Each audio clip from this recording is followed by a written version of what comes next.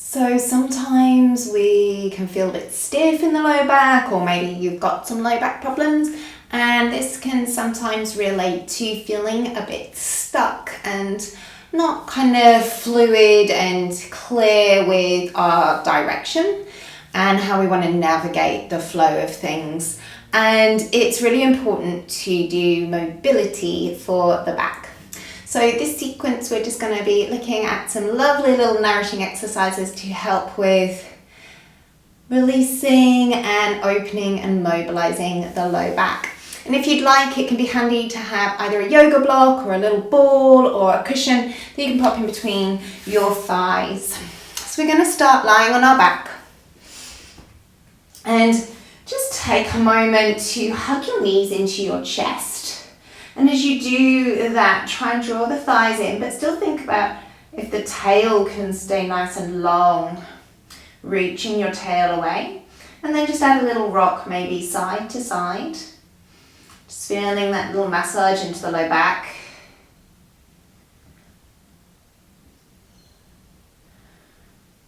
And then maybe you could draw some little circles with that knee hug.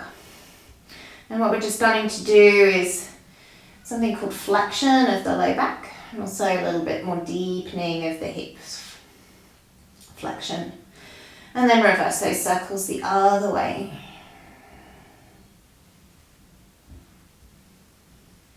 You might notice one way is easier than the other. And then just release your left leg. Keep the right leg hugging in, and as you release the left leg, just try and be nice and active, reaching through the heel. Hug that right knee into the chest a little bit more and just see if that's a little easier. I'm just starting to open out through this left leg. And try and keep the shoulders down nice and easy.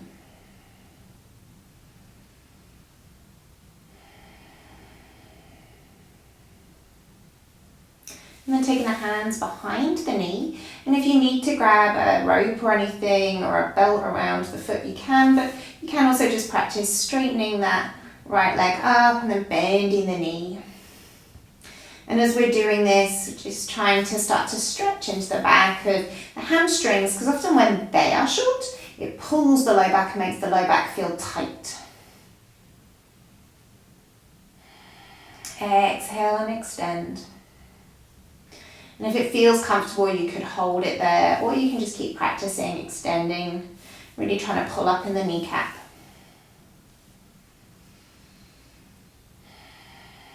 And then hug that knee in, place the foot down, extend that right leg away and hug the left knee into the chest.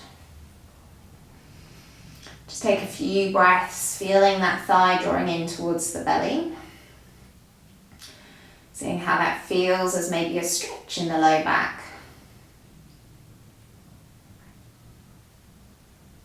And again, reach through that right heel. Try and be active through the right leg, so it will help to open through that right hip.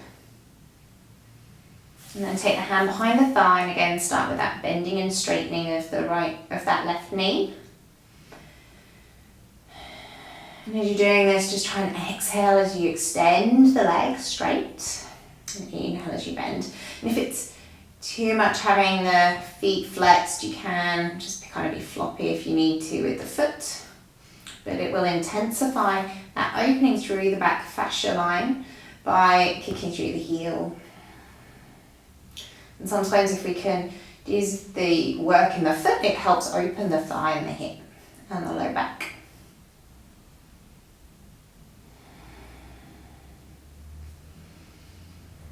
And then hug that left knee back in, bring the right knee in towards the chest. Hug both knees and just feel if they seem any different.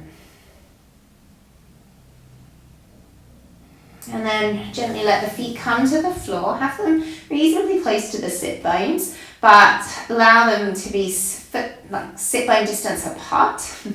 And just then take a gentle tick-tock of the knees. So just letting them rock side to side. You can have your palms down or up, whatever feels nicer to relax your shoulder girdle and your jaw and neck. And just notice if one side feels a bit stiffer than the other as you do this.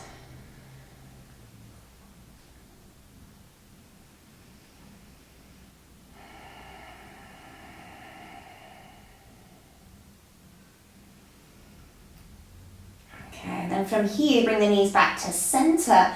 Bring the belly down in towards the spine, letting the back flatten onto the ground.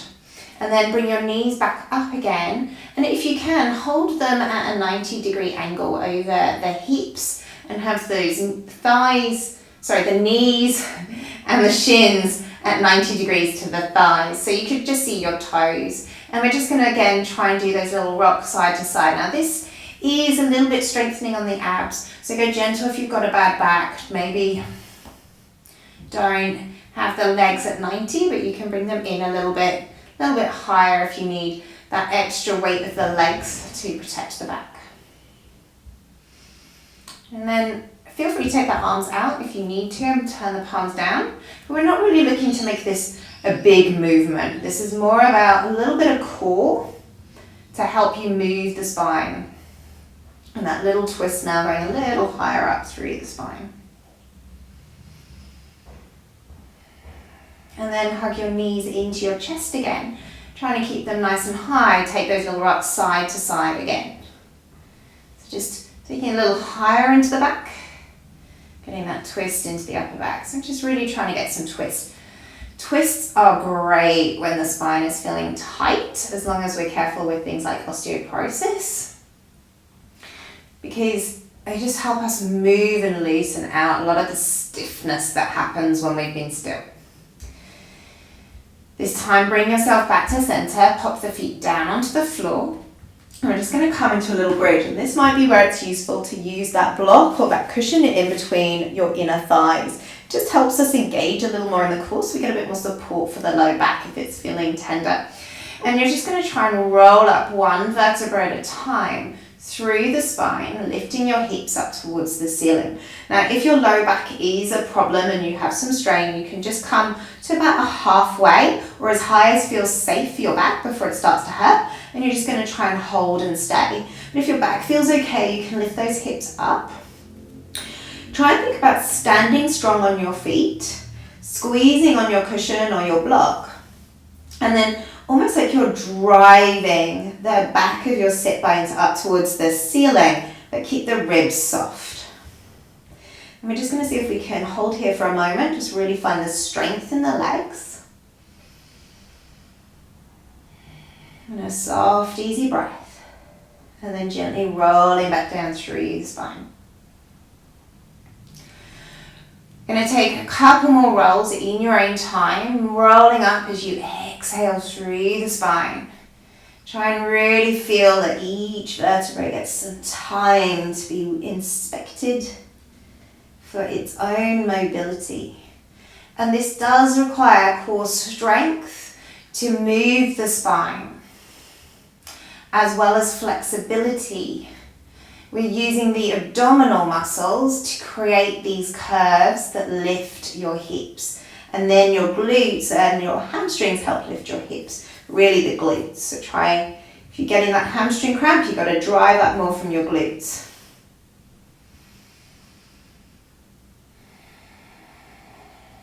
Okay, one more time. Really enjoying that.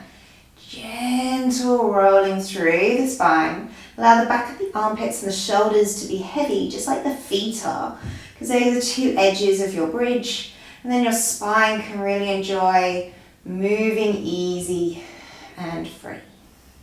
Okay, we're going to remove that block, roll over to one side, and bring yourself up to seated. So if you find it hard to sit down and find a neutral spine, you're going to grab hold of that cushion or that block and place your seat up onto it so that your hips are higher than your knees.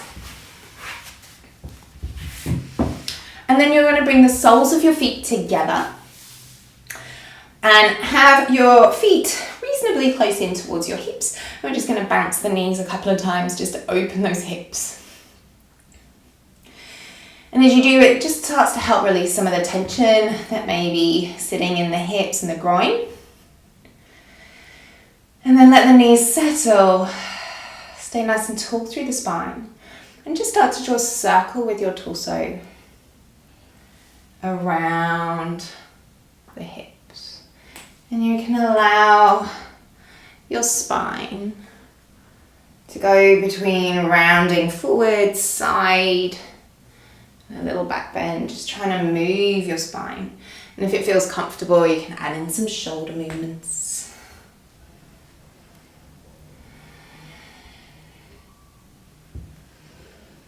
And then come back to center and we'll go the other way. And a nice way to think of the circles is with that classic 4-point direction of feeling your sit bone, tailbone, sit bone, and pubic bone. That's going to really help us open the groin, which when that's tight through lots of cross-legging, kind of seated postures, it can sometimes make more restriction in the back. And then come back to center. Take your feet just to the floor, kind of wider than the hips. Bring your hands into the center. Grow nice and tall. And as you exhale, twist and look over your right shoulder.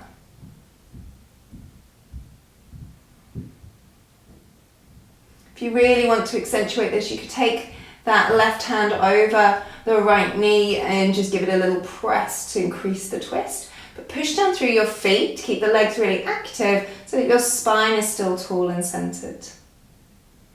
And then release. And we'll take it to the other side. So hands can come to the center or that right hand to the left knee and lengthen through the spine as you look over towards the back shoulder.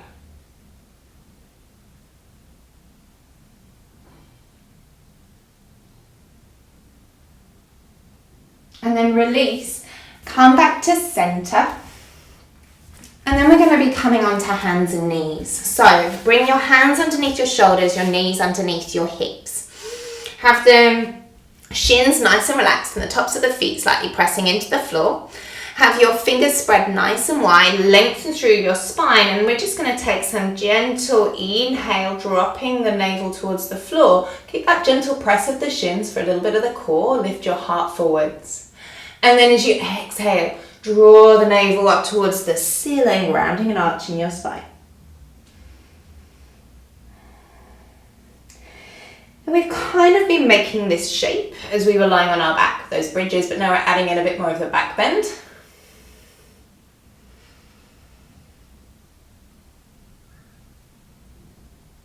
And then come back to center and start to wag your tail. So allowing your hips to go side to side, trying to look, shorten your side waist.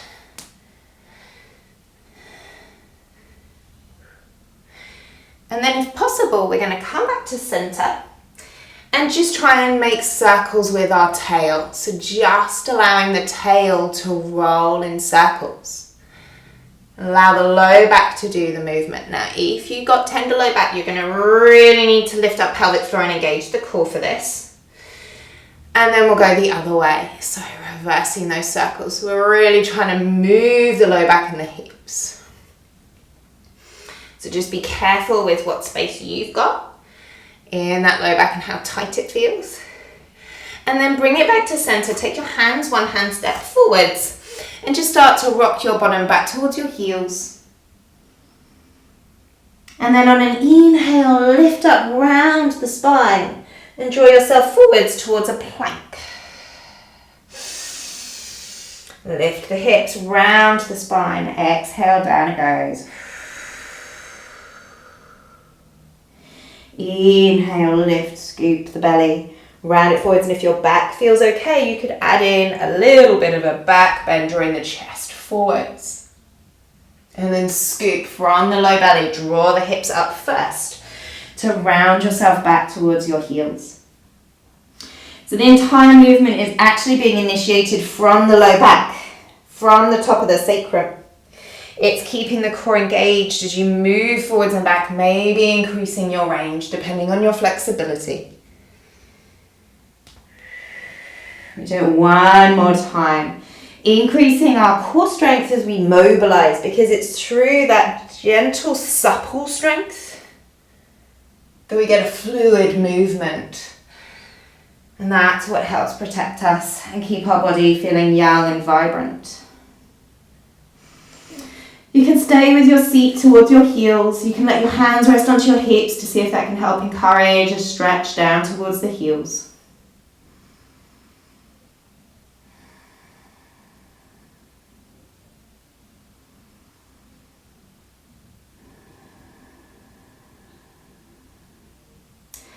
And then taking an exhale, re-stack up the spine, come back up to seated. And we've got one final position that we're going to take. So we're going to come onto our high knees.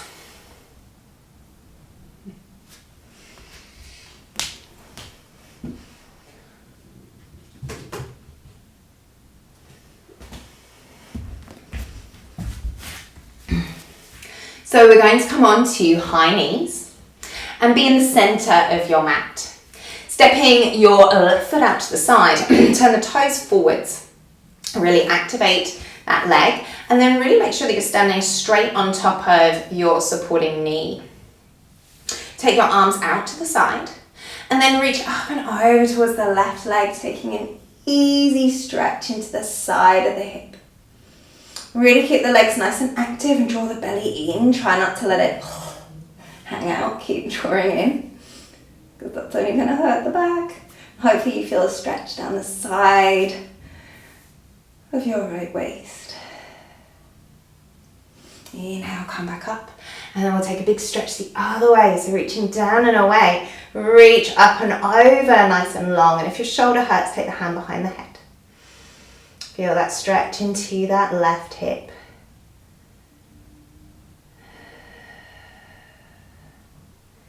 And then bring yourself back up through center. Use the core. Bring the knee into the middle. Step that right foot out, toes pointing forward. Strong, pull up the kneecaps. Stand on that left knee. And then reach up and over with your left hand. Take that stretch, waking up your left side waist. Try and really make sure the bottom ribs are not falling down and under, but that you've got this openness in the chest, like you could be between two panes of glass. And then come back in through center and reach again over and away, but keep the leg active and plugged into the floor. So it's like you're really reaching through opposition, finger and foot in opposite directions, making yourself as long as you can. Our side body is like the key connection. And when the side gets tight, that's often where the real stress and the pain starts to kick in. So it's lovely to keep stretching through the side body. Inhale, lift the arm. Exhale, use the core to help you come back up through the middle. And then bring both knees down. We're going to tuck our toes under. Rock our weight back over onto our feet. Hop your feet wider than your hips if you can. See if you could come into a squat. If it's too much for you to have the feet down, you're somewhere kind of up here, that's fine. You could grab your cushion and pop it underneath your heels so that you've got something to stand on. But if we can, we're going to be somewhere down here. Really awesome stretch for the low back. So good for the digestive system. A pose to help us to let go so we can find that flow. And then to finish, bring your hands forwards, hinge at those hips, hang over your legs, take hand to opposite bicep and take a nice wide legged hamstring stretch. Allow the low back to open and maybe just to take some gentle rocks side to side.